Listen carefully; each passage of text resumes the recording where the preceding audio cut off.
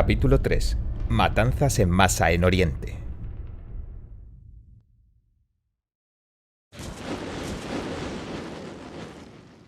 Ha pasado un siglo desde que el Partido Comunista tomó el poder en la Unión Soviética.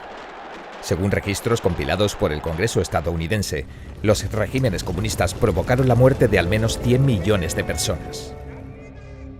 El libro negro del comunismo detalla esta historia de matanzas. Con documentos desclasificados por gobiernos de países de la ex Unión Soviética y Europa del Este, y registros oficiales de víctimas de campañas políticas comunistas en China y Corea del Norte, la gente pudo ver claramente que el Partido Comunista es adicto al asesinato. El totalitarismo comunista suele ser comparado con el de los nazis. Aunque hay muchos paralelismos, hay una distinción crucial que muchos pasan por alto. Los nazis trataron de eliminar al pueblo judío, pero el objetivo del comunismo supera la muerte física. Los creyentes no consideran que la muerte física sea la verdadera muerte, porque o bien el alma se va al cielo, o bien vuelve a nacer en el ciclo de la reencarnación. El Partido Comunista usa la matanza como un instrumento para sembrar el terror en la mente de las personas, y así los obliga a aceptar su perversa ideología. Si la moralidad se destruye, las almas de la gente quedarán condenadas a la perdición. El Partido Comunista intenta destruir no solo el cuerpo físico del hombre, sino también su alma. Una característica más del Partido Comunista es la intensidad con la que realiza purgas internas, eligiendo al más cruel como su líder.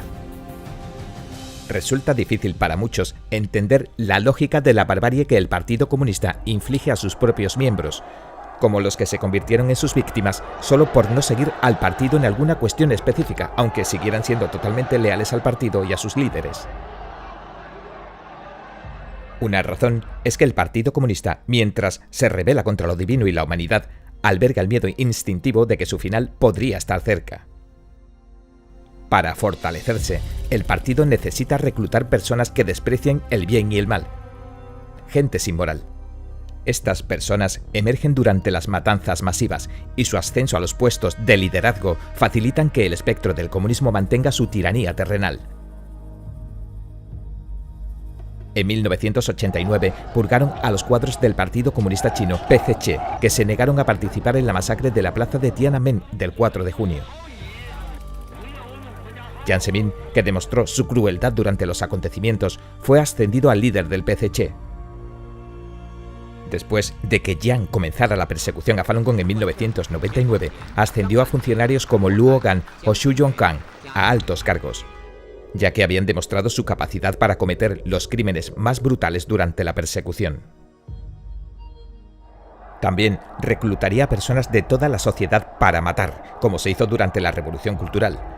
Al cometer asesinatos y otros crímenes, las masas se convirtieron en cómplices del salvajismo del PCC.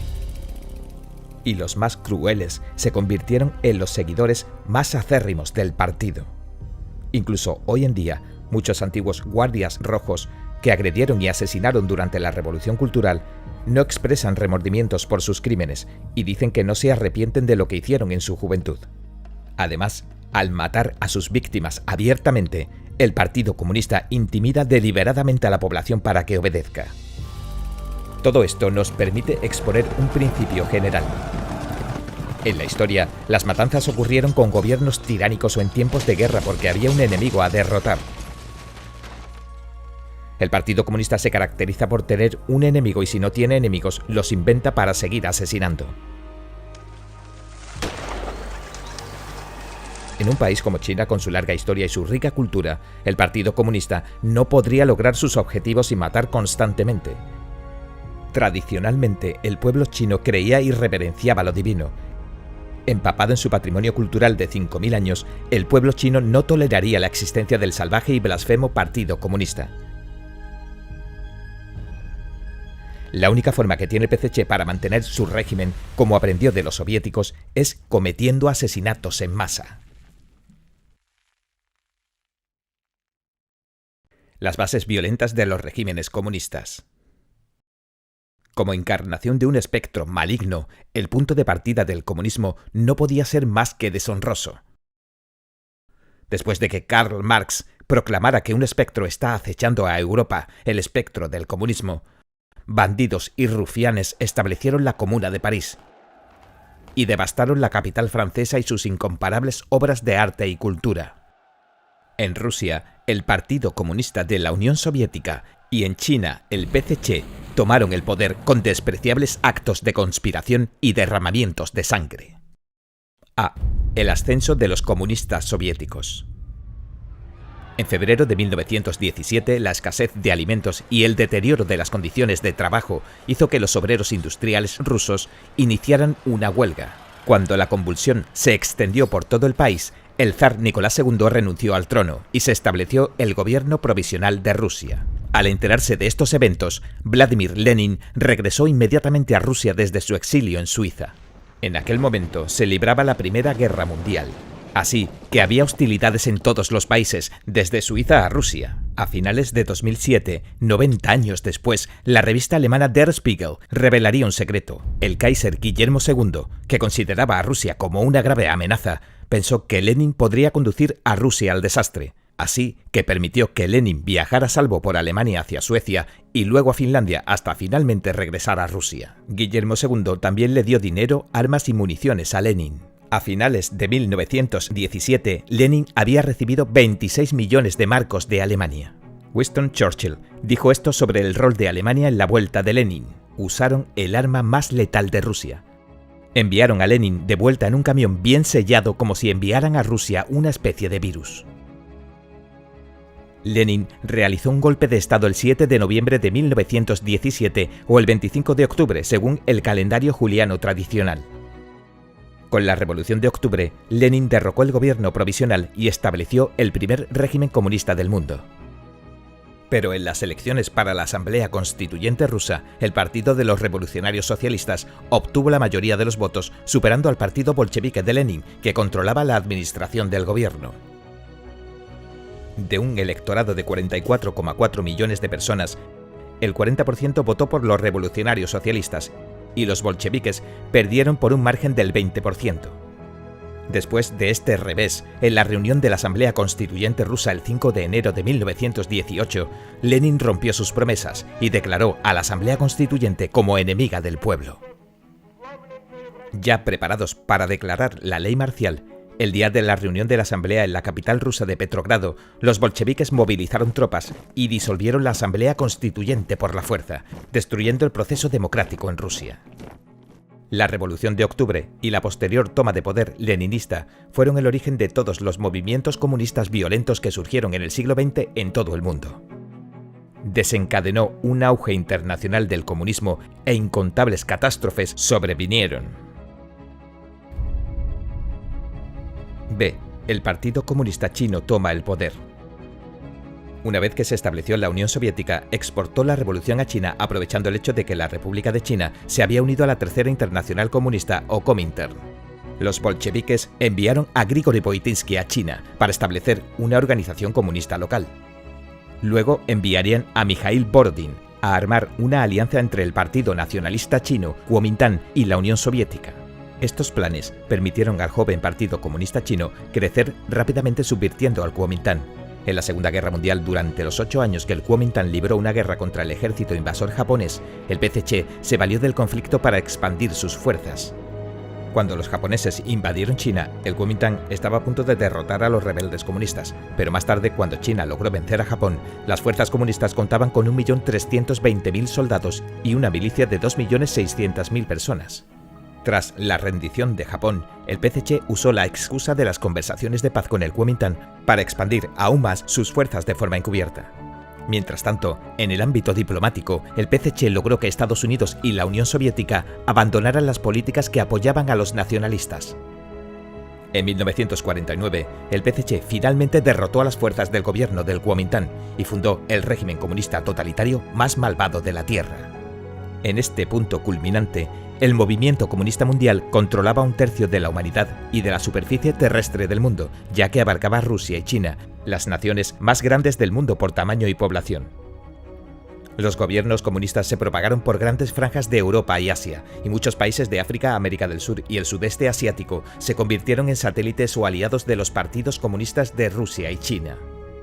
Millones de personas dieron sus vidas luchando en la Segunda Guerra Mundial. Sin embargo, el resultado inesperado fue la rápida expansión del comunismo totalitario.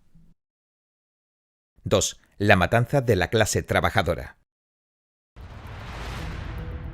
Desde las teorías de Marx a la retórica de los regímenes comunistas totalitarios, todos hablan de depender de los obreros y campesinos proletarios y de la promesa de representar sus intereses, pero en la práctica fue la clase trabajadora la que sufrió los mayores abusos en los sistemas comunistas. A. La represión de los trabajadores y campesinos soviéticos. En 1918, después de que Lenin disolviera ilegalmente la Asamblea Constituyente, los trabajadores fueron los primeros en resistirse a la dictadura comunista. En protesta por la disolución de la Asamblea, decenas de miles de trabajadores de Petrogrado y Moscú hicieron marchas y manifestaciones. Los soldados bolcheviques los reprimieron con fuerza letal disparando a los manifestantes y llenando las calles de Petrogrado y Moscú con la sangre de los trabajadores. El mayor sindicato del país, el Sindicato de Ferroviarios de toda Rusia, anunció una huelga para protestar por el golpe bolchevique y obtuvo un gran apoyo de varias organizaciones obreras. Al igual que con los trabajadores de Petrogrado y Moscú, el Partido Comunista acabó con los huelguistas con sus fuerzas armadas y los ferroviarios, entre otros sindicatos independientes, fueron prohibidos. Las organizaciones obreras que quedaron cayeron gradualmente bajo el control del Partido Comunista de la Unión Soviética. En la primavera de 1919, obreros hambrientos en toda Rusia se declararon en huelga varias veces para exigir las mismas raciones que los soldados del Ejército Rojo, el derecho a la libre expresión, elecciones democráticas y la abolición de los privilegios políticos que tenían los comunistas. La policía secreta, la checa, se encargó de todos estos movimientos encarcelando o disparando a los huelguistas. En el verano de 1918, Rusia sufrió una escasez masiva de alimentos debido a la guerra civil. En junio, con el país al borde de la hambruna, Lenin envió a Joseph Stalin a Tsaritsyn para incautar granos de la cuenca del Volga, el granero de la agricultura rusa. La tiranía del Partido Comunista provocó la resistencia de los campesinos. En agosto de 1918, los campesinos de la región de Penza se alzaron en una revuelta armada. El conflicto se extendió rápidamente a las regiones cercanas. El Partido Comunista envió tropas para reprimir las revueltas y Lenin envió un telegrama a los bolcheviques de Penza. Esta es la traducción del historiador británico Robert Service del telegrama ruso original. Ahórquenlos y asegúrense de que el ahorcamiento ocurra a la vista del pueblo, que no sean menos de 100 terratenientes conocidos, hombres ricos, chupasangres. Publiquen sus nombres, quítenles todos los granos, designen rehenes según el telegrama de ayer. Háganlo de tal manera que en cientos de kilómetros a la redonda la gente pueda verlo, saberlo, temblar, gritar. Antes de la Revolución de Octubre, Tambov era una de las provincias más ricas de Rusia. Con el fin de confiscar los granos, la Unión Soviética organizó muchos equipos de confiscación de granos y los envió a la región. Más de 50.000 agricultores de Tambov formaron milicias locales para luchar contra los equipos de confiscación del Partido Comunista. En junio de 1921, con el fin de reprimir la rebelión de Tambov, el régimen soviético sugirió que el comandante Mikhail Tukhachovsky luchara contra los rebeldes con gas venenoso. El hecho de que Tukhachovsky usara armas químicas se sumó a los incendios que ardían en toda la región para dejar gran parte de Tambov completamente desolada. Se estima que 100.000 campesinos de Tambov que participaron en la resistencia y sus familiares fueron encarcelados o exiliados. Unas 15.000 personas murieron durante la rebelión. Las vastas matanzas de la Unión Soviética se tomarían como el modelo para las posteriores persecuciones a obreros y campesinos del Partido Comunista de China. B. Siguiendo el modelo soviético. China tiene una amplia y profunda cultura con una historia de 5.000 años. Su gente tradicionalmente adoraba a los dioses y reverenciaba a lo divino. El espectro del comunismo, incapaz de sobreponerse por medio de sus conspiraciones a 5.000 años de tradición, usó la violencia sistemática para asfixiar a la cultura tradicional china. El Partido Comunista Chino PCC apuntó a las élites de la sociedad, que eran los depositarios de la cultura tradicional, destruyó los elementos físicos de la civilización china y cortó las conexiones entre el pueblo chino y sus dioses. El patrimonio tradicional de China se reemplazó por la cultura del partido, que se propagó entre los sobrevivientes de las matanzas masivas del PCC, convirtiendo a los jóvenes en traicioneros cachorros de lobo que pasan a ser peones del espectro en su constante destrucción de la humanidad. Inmediatamente después de tomar el poder, el PCC comenzó a inventarse enemigos. Comenzó asesinando a las élites. En el campo masacró a terratenientes y a la nobleza. En las ciudades mató a empresarios generando una atmósfera de terror, saqueando la riqueza de la sociedad civil. Para incitar a los campesinos a asesinar a terratenientes y granjeros ricos y apoyar el nuevo régimen comunista, el PCC implementó una reforma agraria con la que prometió a los campesinos que poseerían su propia tierra. Pero después de asesinar a los terratenientes, el PCC dijo que la tierra se entregaría a los campesinos en forma de cooperativas. En la práctica, esto significó que la tierra no pertenecería a los campesinos.